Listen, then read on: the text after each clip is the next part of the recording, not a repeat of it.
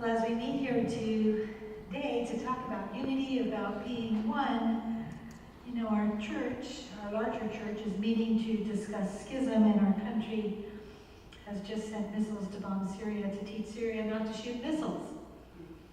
We live in a very complicated world at a very complicated time.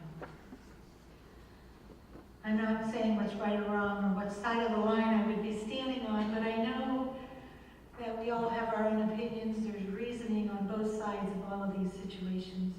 But what I am asking is, how do we get from where we are to God's intended place for us to be? How do we live into being the beloved community in the midst of all that we are surrounded by today?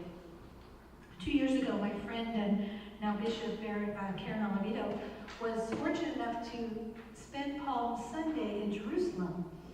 And she writes a blog here and there, and she shared some of her thoughts about that blog the other day, and I wanted to share it with you because it asks some of the deep questions that we need to be asking ourselves on this Palm Sunday as we walk into Holy Week. Here's what she wrote. My guide took me through the old parts of the city, the same streets where Jesus carried the cross a few days later on Good Friday.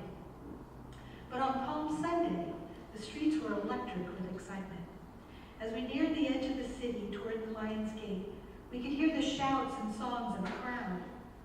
We exited through the gate, and now we could make out a massive crowd descending from the Mount of Olives. Pilgrims from all around the world, waving palm branches and singing enthusiastically, walked and danced right in front of us.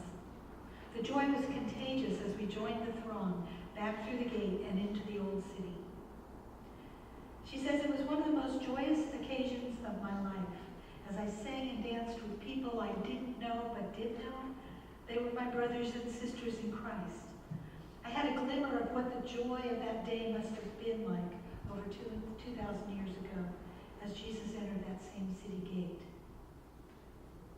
What went wrong, I wondered. How could such a joyous crowd turn into a bloodthirsty mob in just a matter of days? I pondered this deeply after participating in the Palm Sunday procession. Could I have been one in the crowd whose shouts of Hosanna turned into cries of crucify him? Would I have stood steadfast with Jesus long after it was fashionable to do so? Or would I have joined in with the others who misplaced justice and raised their fists in rage, demanding crucifixion of an innocent man? These questions continue to haunt me. All too often we race from Palm Sunday to Easter, from one festive day to the next, unwilling to face this inhumanity that led to Jesus' death. When we do that, when we skip Holy Week, we allow our spiritual lives to suffer. We need to take the march of death with Jesus to understand our role in the crowd. For Christ is still being crucified, and the crowd still hungers for blood. That crucifixion event, that absence of love and connection, has repeated itself through human history.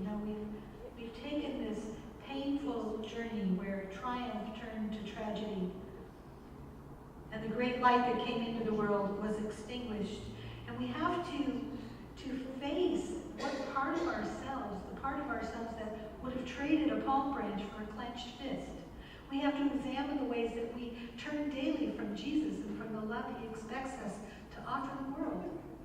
We have to face our own cowardice when the road gets rocky and faith becomes risky.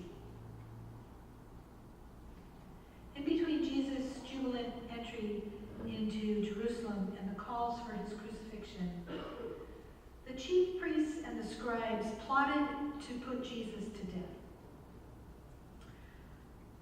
The reason for that is when Jesus got to Jerusalem, if you remember the very last time, the first thing he did was go up to the temple, and he saw the marketplace there, and he began to overturn tables, and he told the scribes and the Pharisees that this was a den of thieves. He wasn't talking about the marketplace. A lot of us get feeling guilty when we saw something in the fellowship hall. He wasn't talking about that kind of marketplace. Those are necessary. That's where people bought their sacrifices and took them to the altar. The people that were selling in the marketplace in the temple were important, but they were poor people and they tried to make a living. But the scribes and the Pharisees were taxing them and taxing everybody and taking the money to keep themselves. And so Jesus wasn't calling the marketers a den of thieves. He was calling the scribes and Pharisees a den of thieves. And they knew it. These powerful elites were afraid of these throngs of people, and so they conspired in a power-protecting push to have Jesus humiliated and tortured and killed. And so while the gospel accounts don't go into a lot of detail, they don't provide exact facts about what was going on, I think it's safe to say that the motivation was pretty clear, that the ruling class perceived Jesus as a risk. He was threatening them. And they needed to ensure his quick and clear elimination. As a result, due to this influential influx of propaganda or fake news, one might say, combined with an overly complicit public, just a short time after Jesus was welcomed as king, he was sentenced to death as a criminal. It's interesting to see how the powerful ones were able to manipulate the masses through this push of misinformation. In other words, the power of Jesus' day used their authority to control the flow of public discourse. And in doing so, they silenced the voice of Jesus, the voice of liberation. It was suppressed. And so the minority, the elite, retained control over these masses simply with propaganda, with misinformation, with fake news. Does any of this sound just vaguely familiar?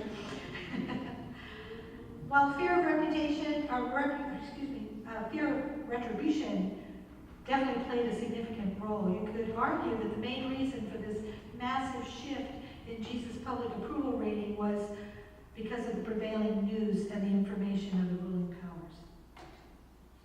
I don't need to tell you that these insights surrounding misinformation and misdirection at the hands of the powerful is fairly relevant today.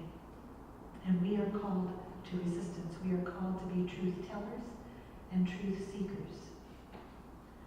Our Christian faith has become very dangerous in some places and in some circumstances, but the truth is that Christianity has always been dangerous if it's done right. Right? The reason it's dangerous is because it demands us to take a stand. And the stand we have to take is always for the ones being oppressed or mistreated or left out. And when that happens, there is a dominant force or a domineering force, at least behind the cruelty. It's never easy or safe to be in the face of the oppressor. When we demand justice, it's because we see injustice. And whoever's creating it is not going to be happy when we make a big stink over it. But this is who we are.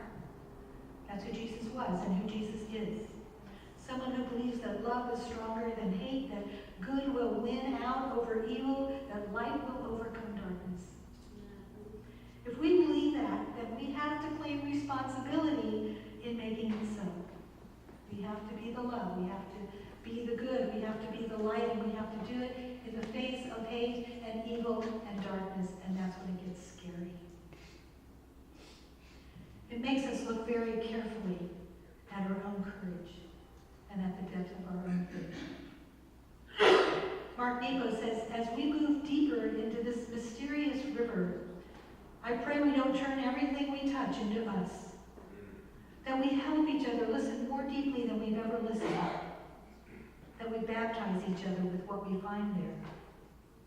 That we heal each other's blindness by pouring love like water on each other's eyes. And that, waking in this way, we make the unseen breath of God visible. The way wind can only lift a tree that has grown out in the open.